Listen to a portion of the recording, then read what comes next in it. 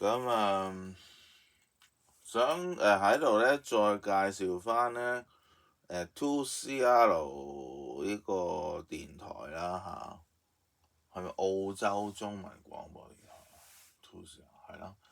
咁我哋咧就可能由1994年咧嗰陣時開始聽，有啲女仔咧嗰陣時就係中學生、小學生，咁就開始聽嚇。有嗰時你政府嘅電台 SBS 冇講嘅嘢咧，咁 2CR 啦就會講噶嚇。所以久唔久咧都會聽，就算唔係日日聽都好嚇。最近佢哋有足球節目去講世界盃啦，不嬲都有足球節目㗎。呢排講世界盃啦嚇。其實佢無論係佢喺網站嘅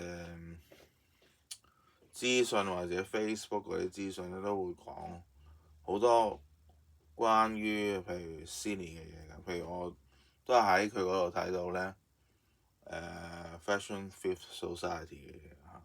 咁然之後先至喺其他平台咧再做多啲 research 咁樣，咁先可以再講呢個 topic 咁樣。喺度宣傳下 2CR 啦。其實你想學廣東話咧，有陣時你真係要聽下呢個電台嘅。